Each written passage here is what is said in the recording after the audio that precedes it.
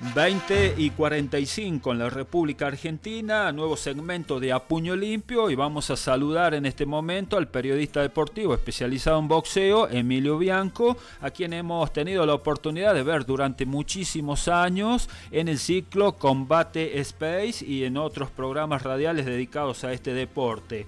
Emilio, es un gusto saludarlo en A Puño Limpio por la 96.5, la más grande emisora de Chilecito en la provincia de La Rioja. Daniel Gutiérrez lo saluda, muy buenas noches y bienvenido, ¿cómo le va? Muchas gracias por la presentación, muy buenas noches Daniel, realmente un placer, francamente un placer poder contactarme con ustedes, porque lo hablábamos en privado hace unos minutos, realmente es el trabajo que se hace en el interior, la tierra donde nutrió permanentemente de grandes boxeadores a lo que fue la meca del boxeo, el Luna Park, es fundamental que se mantenga en un momento donde la actividad en el interior ha mermado considerablemente. Estamos hablando, en el caso tuyo, de la tierra del inolvidable José María Gatica, o en la actualidad de José Ángel Sansón Rosa. Y para mí realmente es un placer contactarte a ti, como me contacto muchas veces con gente que también hace este mismo trabajo de difundir realmente la actividad, porque creo decisivamente que si el boxeo del interior no resurge, va a ser muy difícil que volvamos a las épocas de oro del boxeo argentino. Así es, Emilio, estamos de acuerdo en todo lo que usted está diciendo. Nosotros también tratamos de reflejar la actividad local, provincial, y obviamente no dejamos de lado lo nacional porque trabajamos para la gente y entendemos que somos intermediarios entre lo que es el boxeo, el boxeador, el promotor, la televisación y el público. Coincido absolutamente con vos, Daniel. Los periodistas somos básicamente intermediarios entre los sucesos y los protagonistas y la gente que no tiene acceso a la misma. En algún punto somos un poco la escucha, y cuando digo escucha y no oído, que son dos conceptos diferentes, digo mirada y no vista, porque también son dos contextos diferentes, y muchas veces también somos la voz de aquellos que no tenemos. Nosotros somos intermediarios que tenemos el privilegio de poder estar junto al protagonista de los acontecimientos, y es fundamental nuestra tarea para que la gente realmente pueda saber qué es lo que pasa. Exactamente, sin dudas. Emilio, ¿cómo fueron sus inicios en el periodismo deportivo? Bueno, yo afortunadamente tuve un comienzo, la verdad que muy afortunado. Yo comienzo en el año 78 en radio, tuve la fortuna de empezar justamente con el Mundial de Fútbol que se jugó en la Argentina. Yo por entonces estaba cursando la carrera de periodismo del Círculo de Periodistas Deportivos, estaba en segundo año y ya tuve esa posibilidad de comenzar a trabajar, es decir, que aunaba un poco lo que eran los conocimientos que adquiría ahí, más la práctica que es decisiva en esta profesión. Ya en tercer año, sin haberme recibido todavía, comencé a trabajar en televisión. Tuve la suerte de ser uno de los elegidos en un casting que se hizo en Canal 11, lo que soy actualmente Telefe, y también tuve la suerte de comenzar a colaborar, es decir, esporádicamente, pero tener ya un conocimiento con el periodismo escrito en la agencia Noticias Telan. Es decir, que yo cuando egresé a fines del año 79, ya estaba trabajando en periodismo escrito, radial y televisivo, sin hacer nada extraordinario, por supuesto, haciendo por ahí tareas menores, pero de alguna manera adquiriendo, un bagaje de conocimiento, un aprendizaje, un crecimiento, que fue fundamental para lo que vino después. Bueno, a partir de esto que te estoy comentando, después se abrieron muchas puertas, tanto la parte escrita, radial, televisiva, y bueno, lo más conocido mío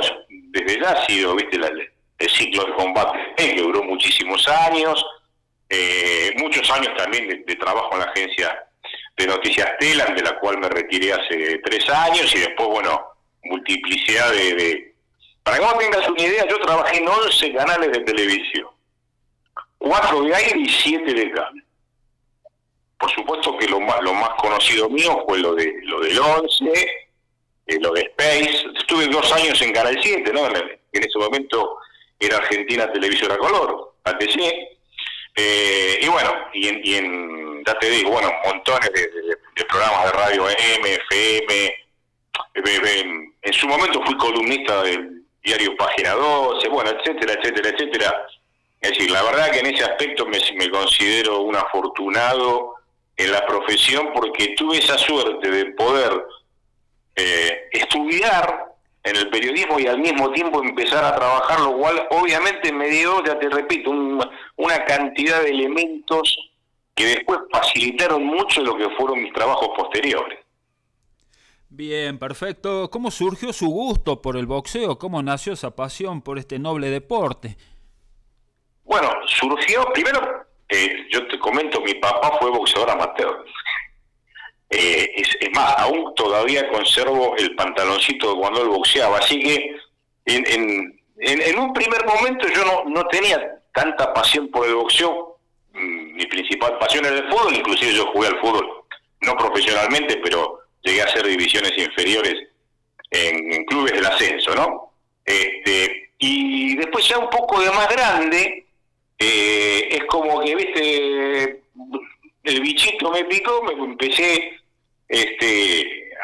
realmente a enganchar mucho más, y bueno, ahí fue muy fuerte, igual algo que hice en Canal 2, en la época de que la manejaba Héctor Ricardo García, ¿no? El fundador del diario Crónica, que empezamos así a hacer, bueno, ir los sábados a hacer boxeo, y además contar historias, ¿no? Básicamente contar historias de vida, un montón de cosas.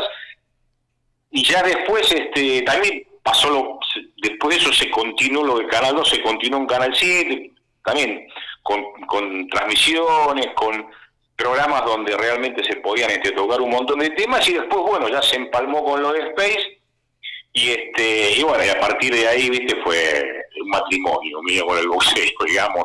Ya no me pude desvincular más, y verdaderamente me apasiona, me interesa profundizar muchos aspectos del boxeo que no son tan conocidos, porque por ahí la gente tiene una visión, no sé si siempre exacta, de lo que es el boxeo profesional, que es infinitamente más duro de lo que se cree, y tenemos un ejemplo, lamentablemente tenemos un ejemplo a mano, que ha sido el fallecimiento de Alejandro la Locomotora Oliveras en estos días.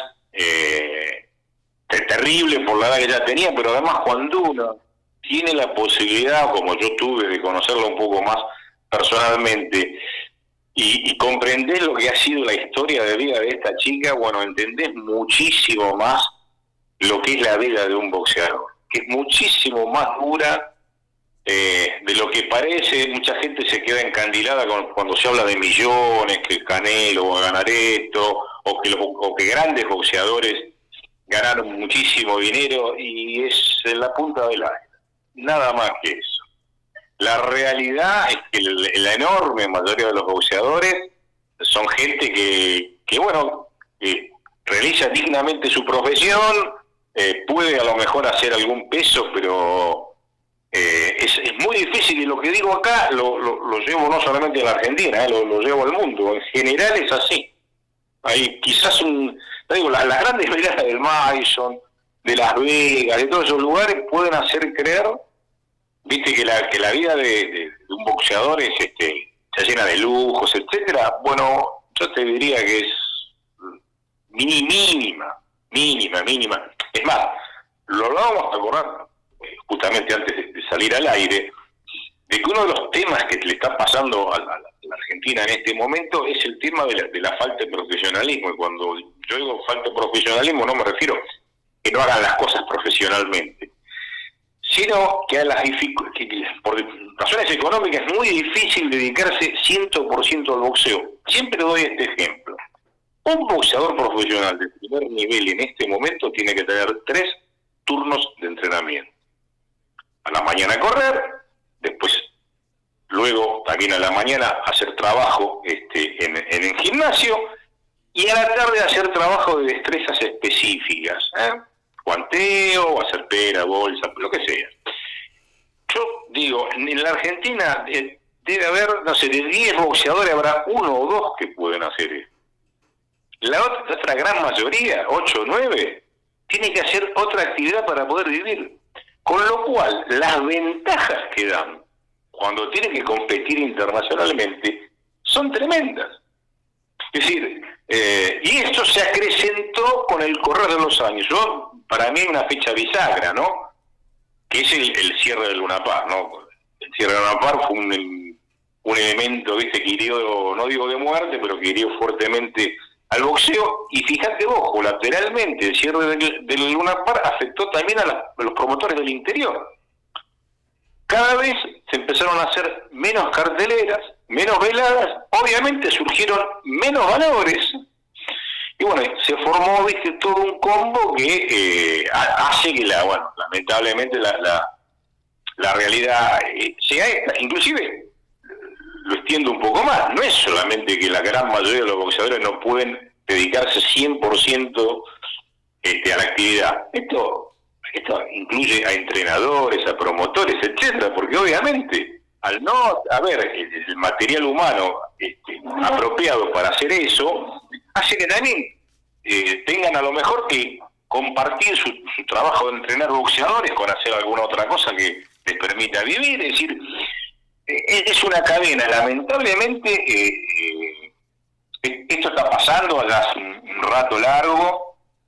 Yo te diría, de los últimos 10, 15 años, ¿viste? Es un proceso, ¿no? Cada vez empezó a notar más. El resto del mundo no es ajeno, pero es un declive mucho más tranquilo que el argentino, pero sucede. Mira, yo doy otro ejemplo. En este momento nosotros tenemos 16 boxeadores rankeados en las 17 categorías de los 4 organismos más importantes del boxeo mundial. Si vos haces un cálculo, ¿no? Tenés 17 categorías por 4 organismos, no cuento la categoría Bridger que tiene el Consejo Mundial de Boxeo y las demás organismos no la tienen, estás hablando de alrededor, porque clasifican 15, estás hablando más o menos de 250 boxeadores. Y vos tenés 16, es decir, menos del 10%. Aclaremos, Argentina está entre los 10 países que más boxeadores profesionales tienen en el mundo.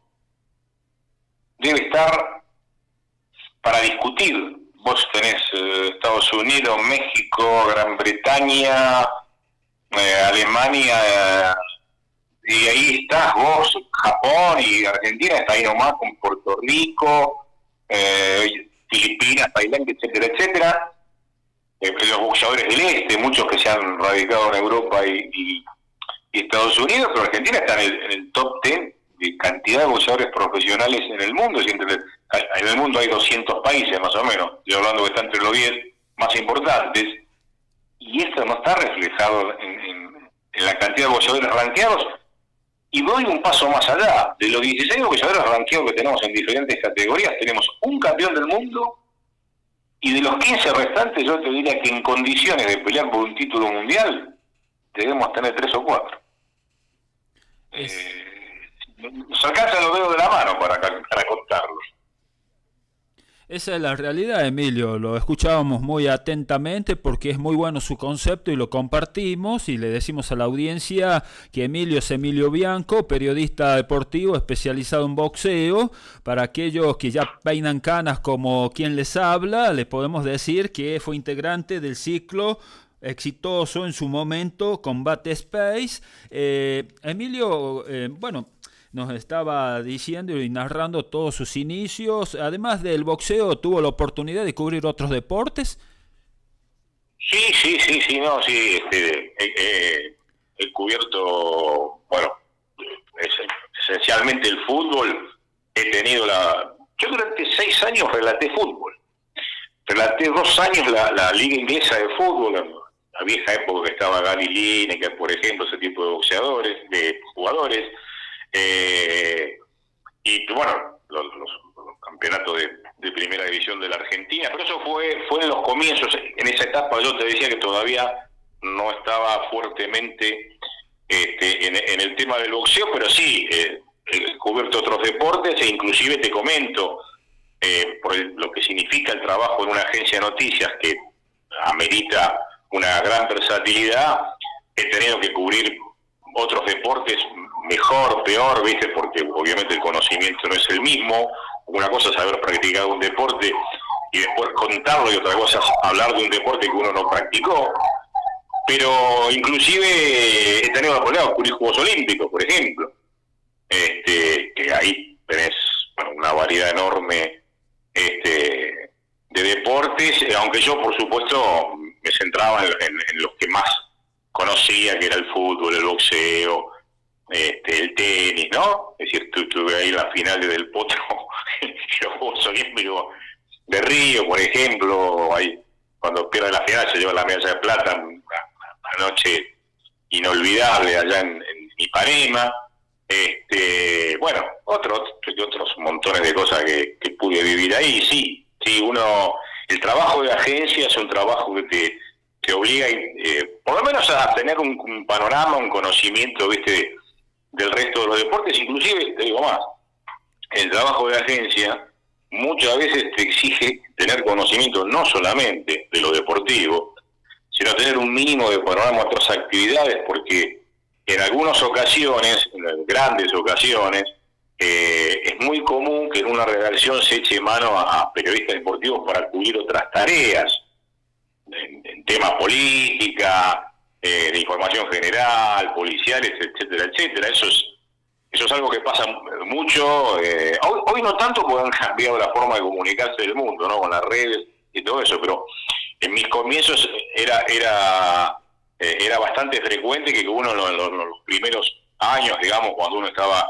comenzando la carrera, tuviera que ser cronista de un tema de política, de información general, de policiales. Inclusive en alguna época, hace muchos años ya, por ahí que tocaba ir a cubrir una temporada, por ejemplo, veraniega en Mar del Plata, y vos tenías que cubrir no solamente la parte deportiva, sino artistas y políticos que iban a ese lugar puntual a vacacionar, etcétera. Es decir, el trabajo de agencia exige mucha ductilidad, mucha versatilidad, y entonces te obliga a estar informado de todo, ¿viste? Porque no es solamente que te informás de lo que a vos te gusta, sino de tener la obligación de tener un mínimo de panorama de lo que sucede, ¿no? Exactamente, así es. Emilio, usted nos puede aguardar en línea unos segundos nada más, que vamos a realizar un pequeño ajuste técnico y luego continuamos con la entrevista. Dale, perfecto, dale, te espero.